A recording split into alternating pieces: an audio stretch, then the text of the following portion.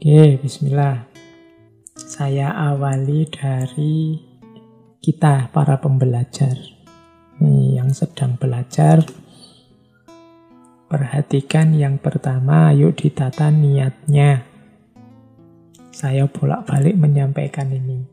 Teman-teman mungkin juga bosan saya bolak-balik pesan niat, tapi memang intinya orang belajar diawali dari niat. Nah, kalau niat sudah benar kan nanti hasilnya juga akan benar, akan baik. Kalau menurut Syekh Nawawi, tujuannya orang belajar atau tujuannya pendidikan itu paling tidak ada 4. Jadi ayo kita niati kalau kita belajar punya 4 komponen ini. Yang pertama apa? Memperoleh ridho dari Allah.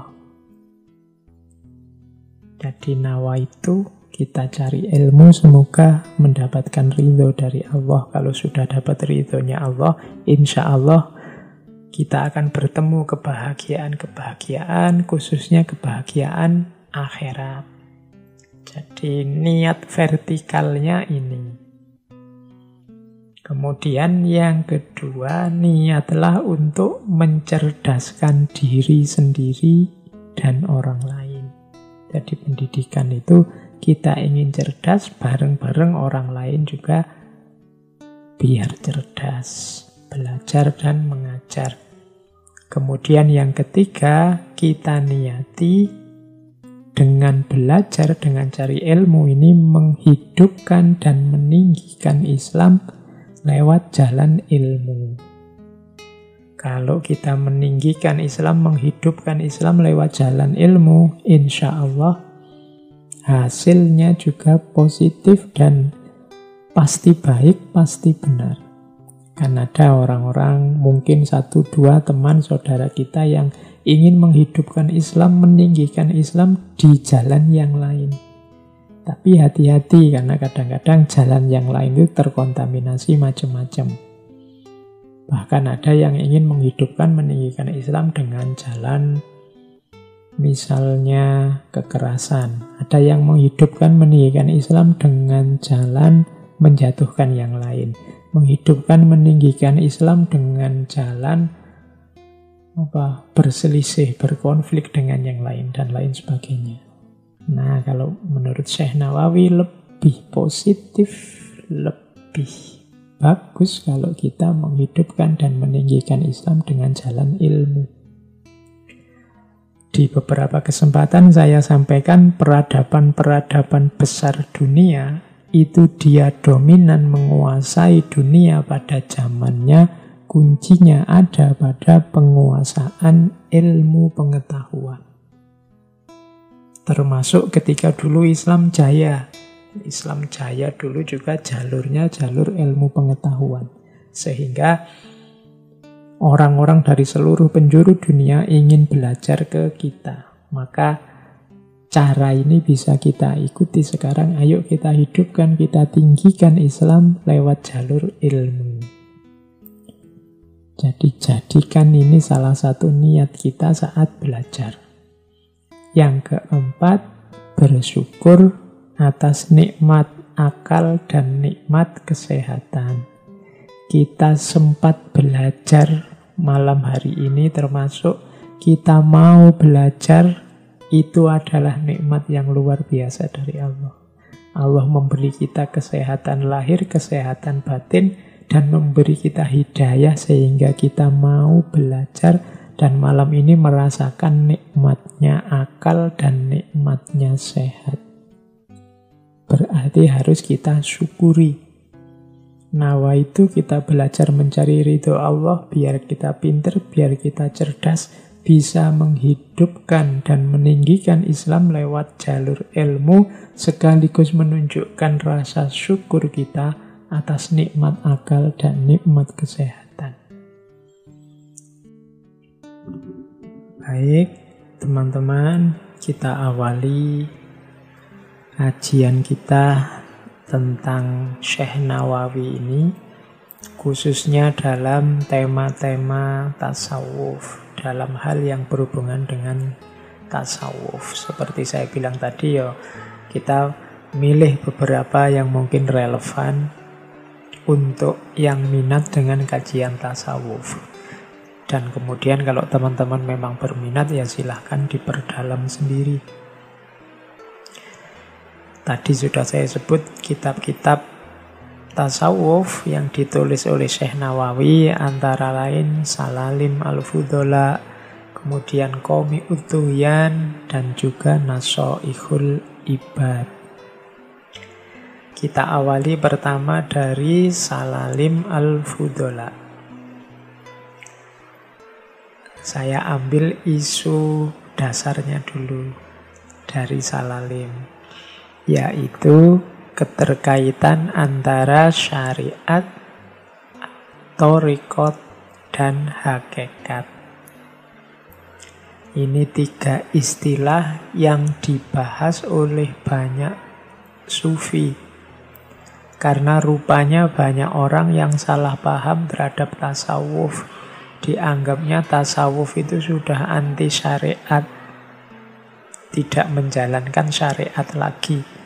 Dianggapnya orang-orang sufi itu sudah merasa makomnya tinggi sehingga sudah tidak mau syariat lagi. Padahal kalau teman-teman jeli menjelajah banyak gagasan-gagasan tasawuf, selalu saja disebut ada keterkaitan antara syariat, thariqat, dan hakikat. Syariat itu berarti ketetapan-ketetapan Allah untuk kita jalankan, termasuk larangan-larangannya untuk kita tinggalkan, yang itu disebut dalam Al-Quran dan Sunnah. Wilayahnya adalah wilayah fikih. Sholat, zakat, puasa, sedekah, wudhu, dan lain sebagainya. Ini namanya syariat. Ada dasarnya Al-Quran, ada dasarnya Sunnah. Semua perilaku kita sebagai seorang yang beragama, seorang Muslim, harus punya dasar, punya akar dalam syariat. Tidak boleh ngarang sendiri. Cuma syariat ini akan hanya jadi formalitas, tidak punya nilai, tidak ada rasanya, bahkan mungkin dangkal kalau tidak diperdalam lewat jalur thariqat. Thariqat ini semacam dimensi batinnya syariat. Makanya Syekh Nawawi mendefinisikannya pendalaman pelaksanaan syariat. Jadi ketika orang menjalankan syariat, dia akan sempurna, dia akan mendalam kalau dilanjutkan ke jalur thariqat. Apa sih kalau tadi syariat itu fikih? Apa sih lahannya thariqat? Lahannya thariqat itu riyadhah, katanya Syekh Nawawi. Latihan spiritual, latihan batin.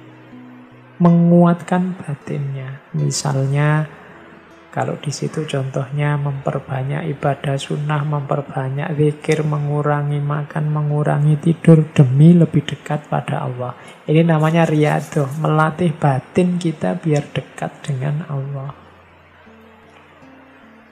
Jadi itu jalur selanjutnya dari thariqat yang sifatnya pendalaman pelaksanaan syariat. Jadi ibadah yang kita lakukan kepada Allah itu harus lahir dan batin. Yang lahir namanya syariat, yang batin namanya thariqat. Thariqat di sini definisinya agak berbeda dengan thariqat yang sudah jadi lembaga. Itu nanti kita jelaskan tersendiri. Tapi yang dimaksud thariqat di sini itu pendalaman terhadap pelaksanaan syariat dalam aspek batinnya. Nah, ibadah kita pada Allah kalau utuh syariat dan thariqatnya kita akan mendapatkan anugerah dari Allah namanya hakikat. Jadi hakikat ini kalau Imam Ghazali menyebutnya makrifat.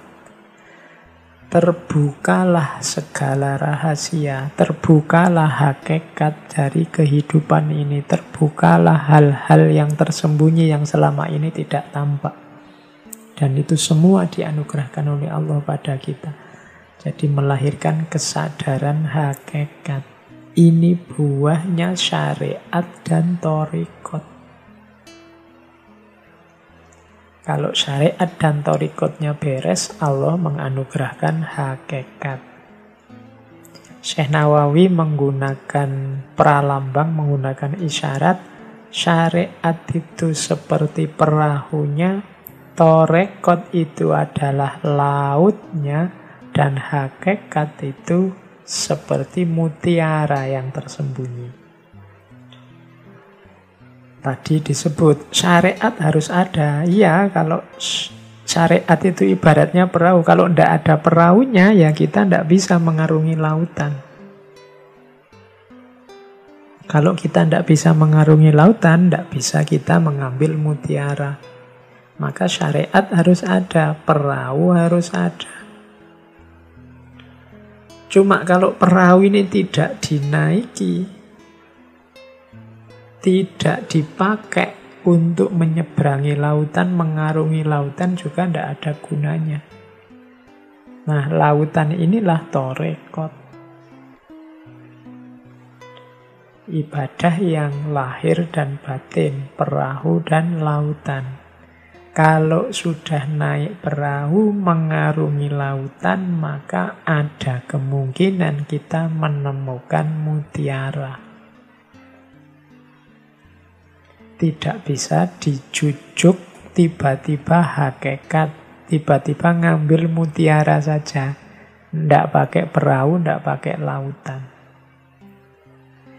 Jadi kita ikuti alur berpikirnya Syekh Nawawi bahwa menjalankan laku batin itu harus ada dasarnya syariat dan nanti ada buahnya hakikat setelah menyempurnakan amal lewat thariqat. Ini bisa dilihat di Salalim Al-Fudola.